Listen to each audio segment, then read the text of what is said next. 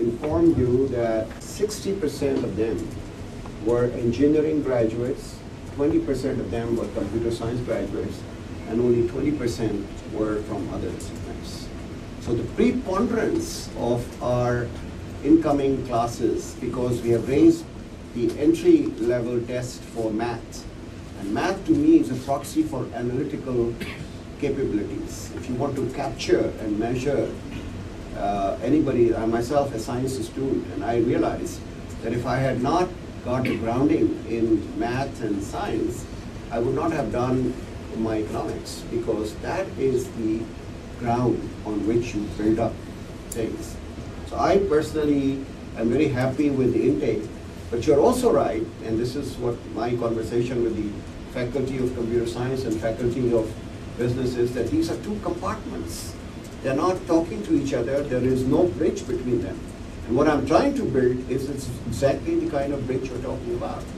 They are working totally independent of each other. And the synergy which exists within the four walls of this institution is not being channelized. And that's why we invited you here to listen to some of these ideas, so that how can we do a better job. And Numan, I think later on when we're going through this, your own experience working with Northwestern University and Kellogg to form that bridge will be a little useful when we get into deeper discussions on this subject, because I think that is very relevant. Yes, yeah. I'd like to add to what Dr. Saab said in his opening remark. It's all about brand creation as well. I actually used to study in the MBA MIS program for some months at IBA before leaving abroad. Most of my classmates, we were 30 odd students at that time, most of my classmates, when I have tried to get in touch with them again, they're working in non-IT related industries. Now these are MIS graduates, Yes. right? They're working in marketing, sales, or finance. A lot of them actually did the CFA just to get their financial background in order to be able to work in financial institutions. The problem is, and I asked this question to them, why did you spend 2 years, trying to learn about IT? And some of them had engineering background, some of them had BBA, MIS degrees as well. So I started spending so much time, why do you work in the sales, marketing, finance industry? And they said that no one takes us seriously. If I go and apply in an IT company, they would prefer, off the bat, they would prefer graduates from NED, FAST, LUMS, not IBA graduates. So that's a pretty serious problem. I'm not doubting the capability, they're pretty smart students, it's just that no one gave them the same level of treatment as it. Yeah. So that's why we abolished that. Yeah. So brand creation is something that's very, very important. Can I just add, this is a very important point that you made about the graduates. So the message and my need, and probably also the need of the industry, we don't need one size fits all kind of graduates. On one side, we do need these techies. They are very important. So they may study 2-3 years and there should be 1 year of technical track. At the other extreme, I need the consultants, the consulting mindset. And somewhere in the middle, I need those analysts, I need those project managers as well. So the program has to be multifaceted. It cannot be just one program, one capsule that captures everything. So there are different needs, and within my organization, I need techies, I need consultants, I need project managers, I need Oracle and SAP certified people, and I need networking people, CCIE, Juniper, and other certified people. So all those tracks are important. So it is a challenge, but the program has to be adjusted so that it produces people with different tracks and different specialities. I want to beg your leave, but I just want to second what Maya said. We are still grappling in dark about what the IBA's brand and the computer science is going to be. My own, inclination is that we should be at the high end of consulting services, that we wrap up the entire knowledge both of technical as well as the marketing, finance, to be able to provide the services to our clients. rather than, we cannot compete with NUST or FAST or GIK as far as the techies are concerned. So we would like to aim at that market segment which produces, not the general managers, as somebody said, but to provide the integrated service, which is synthesize all the knowledge from different domains. That's the kind of product I am inclined, but I'm open to any corrections, suggestions, modifications, but I thought I'll just spill it out for you as something which might be of interest. Please don't do that. Sorry, my name's Raheem. I was a little late, I apologize. Please don't do that. Okay. Internationally, there are probably only 3 universities in Pakistan which have a name appropriate. LUMS, IBA, NED. Honestly, while I have a lot of respect for NED, I was there last week, NUST, FAST, they don't have the international recognition. You have one of the few universities that has some of that international recognition. Please, please, please have a great computer science program. You're one of the few universities in the country which can bring computer science. Okay. It's less. I would tend to differ. I would tend to agree with Dr. Sam. Why you not we have supposing to- me is the subject? I would agree on No, the I same need way. techies as well. But let me just There has to give be you, differentiation. let me give you the statistics coming from the US. The initial salary of an MBA with a IT background going into consultancy is at least twice as much as that of a pure techie going into an Do industry. you know the reason for that? No, I don't know the reason. I'm just giving you the fact. I actually wouldn't agree. I Because a lot of would- those jobs are actually moving to places like I would like to, I mean, even Exactly, that's why. even in India, Wipro, TCS, and Infosys have now got high caliber people working in their consultancy services division. They say we are not going to be an assembly line anymore. We are shifting on the consulting system. Pharma industry, R&D. Financial services, R&D.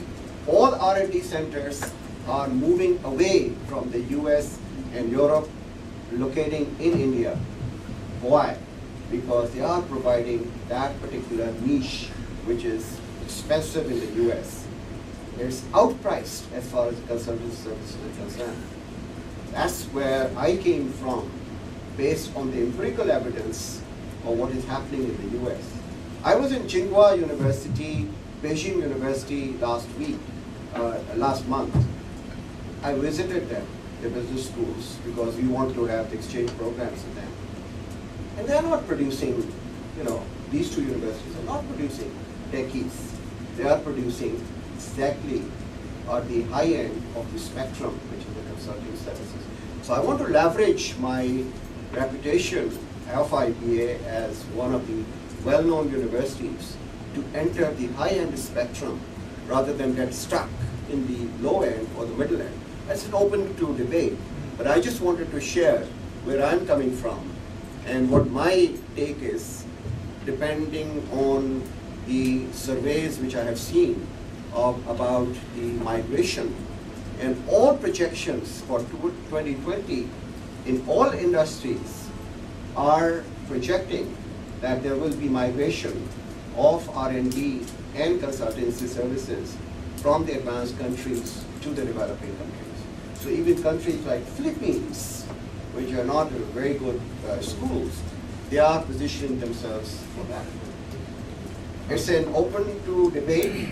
We have two very distinguished, practitioners, and my colleagues will certainly, benefit from this exchange of views. But given the fact that IPA has a brand name which is recognized, I would err on the side of high value addition rather than the low value addition. Let me come back to that. Yeah.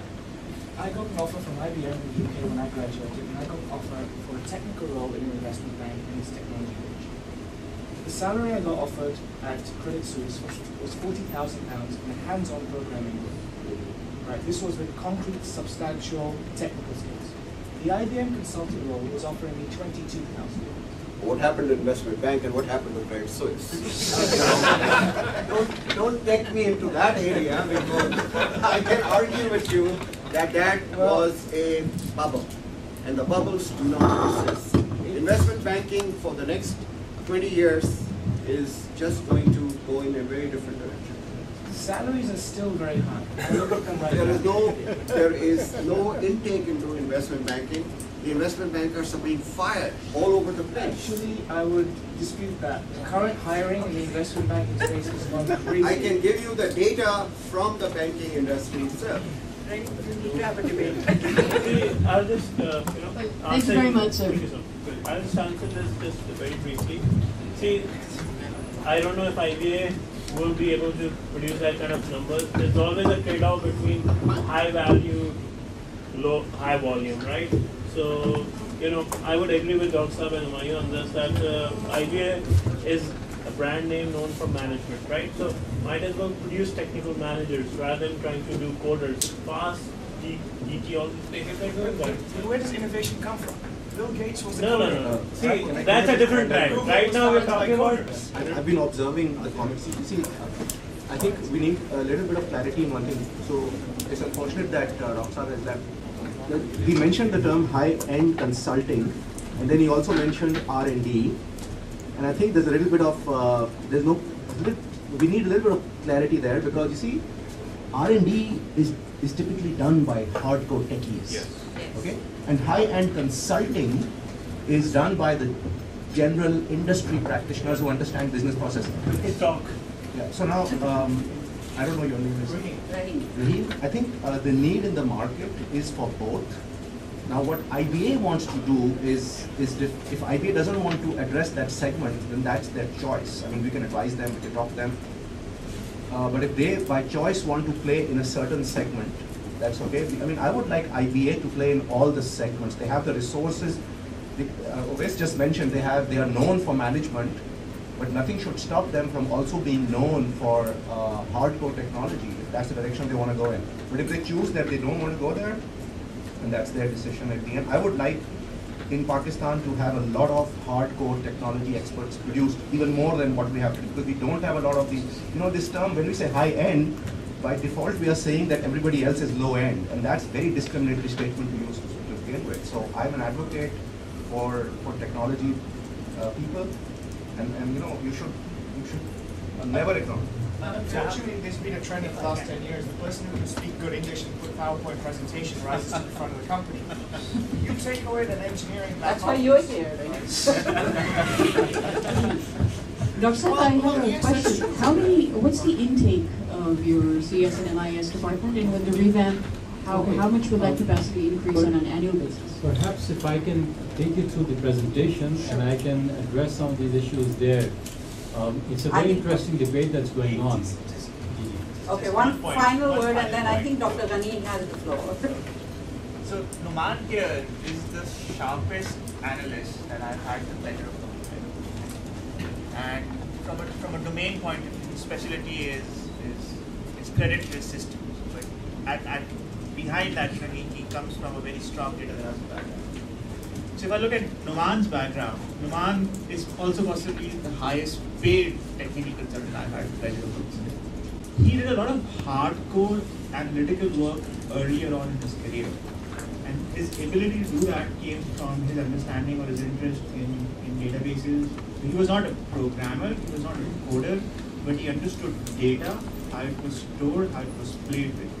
And because of that background, if I were to go out and bill Numan elsewhere, the rates that I would charge him out for would be unbelievable to the Pakistani market. So when we talk about hardcore techies, or we talk about analysts, or we talk about high-end value, at the bottom or at the root is the ability to look at a problem, break it down, and understand it. And that cannot happen if you just do the high-end work. If the education is geared towards, I'm going to go out and present, or I'm going to go out and interact with customers, and I only have a superficial level of knowledge, then that's not going to fly. All great, outstanding consultants have done hardcore, hands-on work earlier on in their career. If that ability or capability is not there, then you lose out completely. I I think actually IBA has been going through a serious look at its curriculum in the last few years, and we have been grappling with this particular issue ourselves. And just to give you an idea, my personal opinion, which I think is shared probably by some of the other senior faculty over here, is that we are thinking of having a very hardcore computer science program. So, Rahim, please just be satisfied that yes, we are not going in the other extreme direction as well. But I think, as my Bashir Saab said, that we may be looking at a multifaceted program. So I think today's discussion hopefully will try to address these issues. And this is the whole idea of having this discussion, is that we can come to this, get an idea as to exactly how to define the curriculum. Now, the way we decided on having the presentations is that very briefly, I'll try to give you a 10-minute overview of the Faculty of Computer Science. Briefly, the programs that you need to be looking at while we're going through the discussions. After that, I'll hand over to Dr. Zahiruddin Asif, who will also talk a little bit about the MIS programs. Dr. Sajjad Haider will talk about the BS curriculum. Dr. Shakil Khoja will talk about the MS curriculum. Hopefully all of that should not take more than about 25 minutes or so. Okay? And then we will reopen the floor to discussions which will be taken on by Rabia and Jihan. And then we'll try to address the fundamental issues that we need to address today. So if that is okay with everybody, we can proceed with that format. So very briefly, what we're going to tell you a little bit about is the historical perspective, the degree programs that we have, the areas of specialization, some of the numbers in terms of the faculty and students that people were asking, the research directions that we presently have, and some of the strategic partnerships that we already have going on. And what I see as some of the strengths of the IBA, FCS, as well as IBA. Okay? And then I'm going to hand over to the Dr. So for those of you who are not aware, the IBA was established as the oldest business school in 1955. We have been producing computer science graduates since 1983, mostly in the diploma side. 87 was when we started the degree programs. MBA MIS was started at that time. 1994, the IBA got its charter, its degree awarding institute status. Late 90s, we started the undergraduate programs in computer science as well as BBA MIS, which is now being discontinued as such, although it has been merged with the BBA program that I'll talk about in a minute. In 2002, we switched to a 4-year undergraduate program. So before that, we used to have a 3-year undergraduate program with a 1-year MBA, and in 4 years, students would come out with an undergraduate plus an MBA degree. So in 2002, that was finished because we started a 4-year undergraduate program. In 2002, we also started an evening program in MBA MIS. 2005, we started the PhD program. In 2008, we made a major change in our curriculum, switched to the BS in computer science. We also started the MS in computer science, which is now an evening program, started in 2008. And in 2009, we relaunched ourselves from Center for Computer Studies. It was elevated to the status of a complete faculty, at par with the Faculty of Business Administration, and now called the Faculty of Computer Science. So those, in a nutshell, are the major programs. Now, as I understand it, the focus of today is to look at the BS Computer Science program, which Dr. Sajjad Haider will be presenting, the MS in Computer Science, which Dr. Shakil Khoja will be talking about, and also the MIS-related programs, which perhaps are the multifaceted programs that we're talking about, but they're offered from the business faculty. Okay? So the MIS program is now a specialization which is offered by the FCS, but as part of the Faculty of Business Administration, both in the undergraduate as well as the MBA program. We're not going to spend too much time on the PhD program today, I presume. And just to give you an idea, I'm sure everybody knows this, the IBA has the well-established BBA and the MBA degree programs. We've also started the executive MBA by the way recently, which is a weekend program. And we've also started the MS Economics since 2008, which is also the evening program.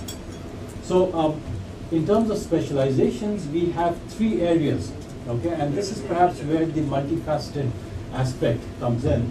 We've got the hardcore computer science and engineering program, okay, and we've also got the MIS component, and we've also got the mathematical sciences, which is going to become a separate department within the Faculty of Computer Science from fall 2010. And these two programs are probably going to continue on as part of the Department of MIS and Computer Science. If we just go to the next slide, just to give you an analogy of a comparison with the Faculty of Business Administration, they've got 5 complete full-fledged departments in the different areas that you are quite familiar with. Next, please. In terms of the numbers, we've got a total of 19 faculty at present, of which 7 have got PhDs. 7 of them are also pursuing PhDs at IBA while they're at IBA. The total, and we'll also, by the way, adding 2 more PhDs in the next couple of weeks. In terms of the numbers, we have approximately 250 students as compared to 2,000 students for the entire IBA. So almost about 10–15% of the student strength. So it's a small, relatively small program. In terms of alumni, we've got approximately 900 alumni from way back in the late 1980s. And within this, I can give you some numbers. We've got, as I mentioned, we've got a computer science program, the Bachelor's of Computer Science, which has approximately 80 students at present. We've got an outgoing BBA MIS program, which has got slightly larger numbers, but that's a program that is being discontinued. We've got a growing MS program, which is about 35 or 40 students at present. Okay.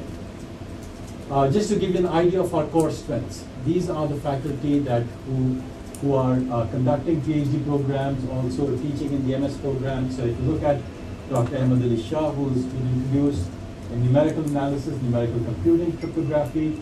Dr. Nasir Tawheed, I don't see him here, but I presume he is having classes or something. In parallel processing, operations research, numerical analysis. He's also teaching SAP courses at IB and ABAP courses. Dr. Sajjad Haider, who is over here, he is leading some of our major research in the areas of artificial intelligence, robotics, invasion networks. Myself, I'm in the area of networks, wireless networks, performance analysis, wireless sensor networks, 4G networks. Dr. Shakil Khoja is over here. He's in the area of web technologies, multimedia systems, digital video image processing and storage. Dr. Wasim Khan is also not over here. I presume he's got classes right now. He's in the area of operations research, virtual manufacturing and education management. Dr. Zahiruddin Asif, who will be speaking after me, is in the area of management information systems and social networking. We've got, as I said, also a number of our faculty members who you see around you who are also pursuing their PhD, and also some of the faculty members who are engaged primarily in teaching areas.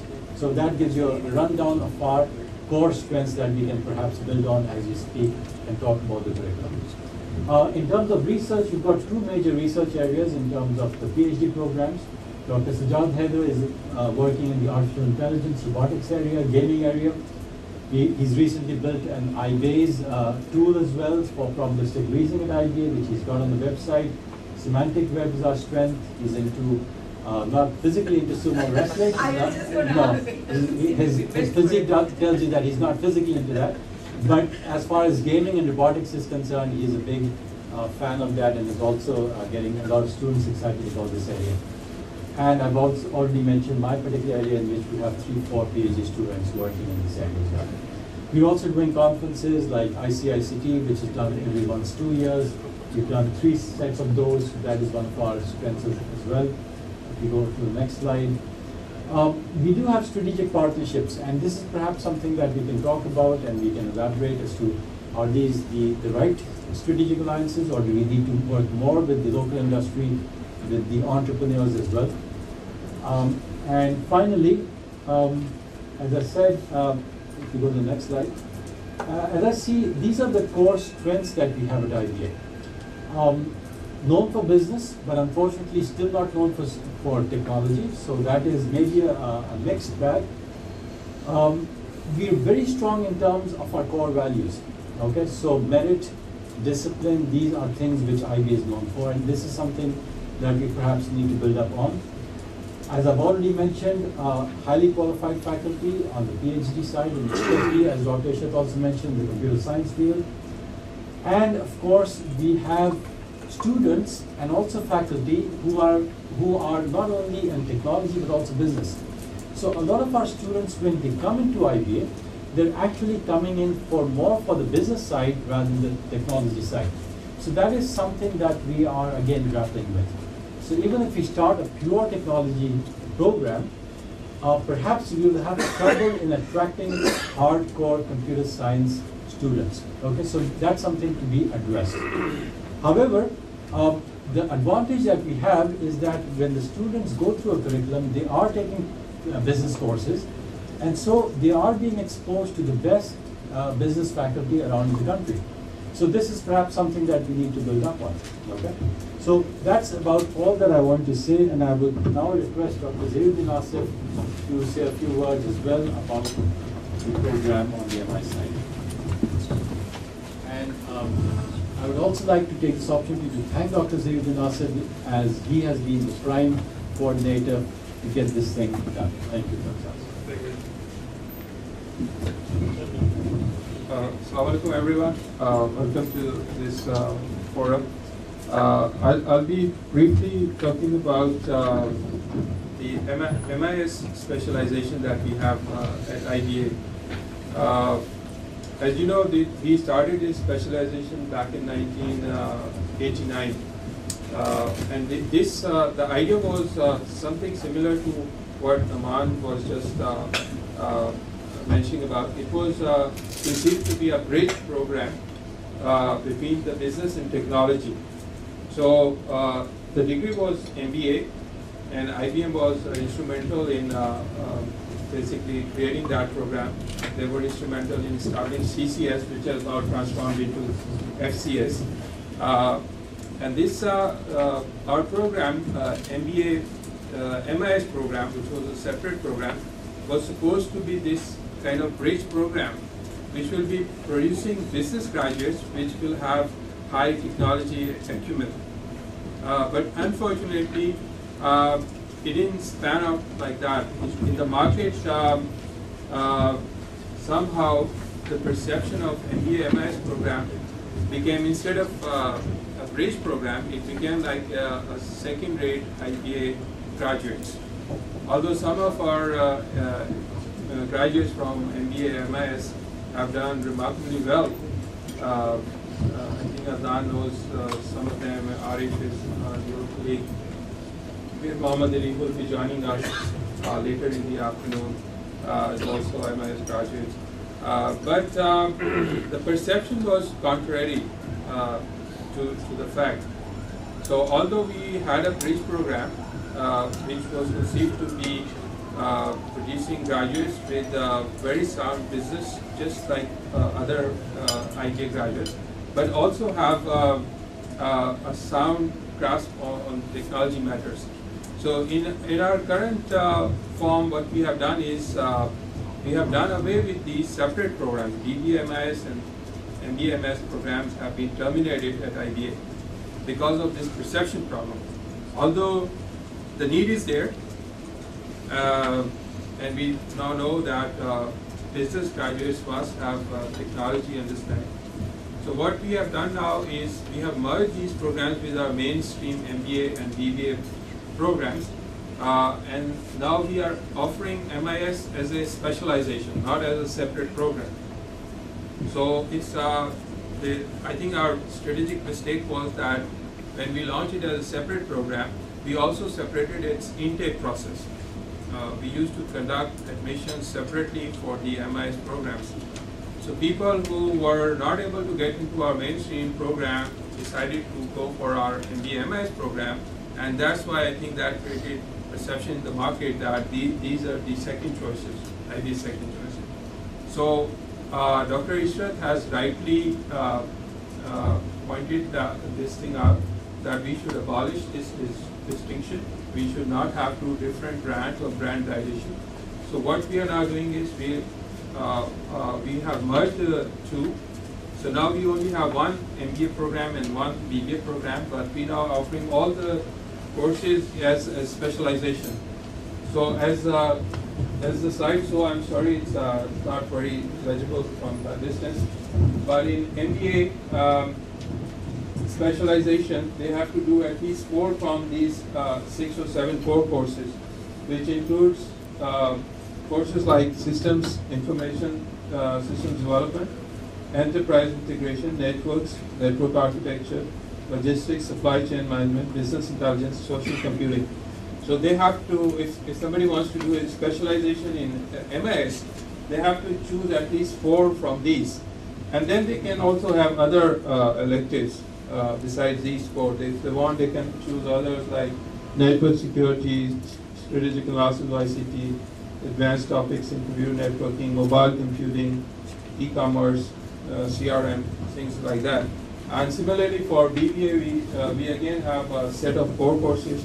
And as you can see, we try to cover many areas. Now, you must remember this is a BBA program, right? MIS specialization. So besides these, they'll be doing almost 28 business courses in finance, marketing, human resources, general management, etc. But when it comes to their specialization, they'll be choosing courses from this list of 4 courses. And in this, we have some technical courses like Introduction to Programming, Object-Oriented Programming, Data Warehouses, things like that. And in electives, we have Supply Chain Management, Mobile Computing, CRM, etc. So the challenge right now is to tell the industry and the market that now when a person comes to you and says that they have a BBA degree with MS specialization or an MBA degree with MS specialization, they're not the previous breed of people who were coming from. So what they were doing, like Dia just mentioned, that they would go and present themselves as MBAs, and they would hide their specialization. They would not basically tell that they are coming from MBA MS program. They'll say we are an MBA from IBA, and I want to join your finance department or marketing department. And that's why probably in the industry the perception was that if you need technical people, we'll hire from FAST and LAST and others, and if you need business people, we'll hire from IBA, right? So the MBA, MIS and BBA MIS students did not find any jobs out there. So they were facing this dilemma that although there were some very bright students there, but they would rather go into marketing or finance or human resources than MIS. So now, hopefully, with this, the things should change, and we definitely need industry's support in helping us design this specialization, because we want now, we have launching this as a new program. We want your input so that we can produce best quality consultants, best quality analysts, people who know about business and also how to analyze business problems and apply technology to solve those problems, how to apply technology to gain competitive advantage, things like that. So I'll be needing your input in order to better design this specialization. That's all from my side. Thank you, and I'll now invite Dr. Heather, who will tell you about our hardcore computer science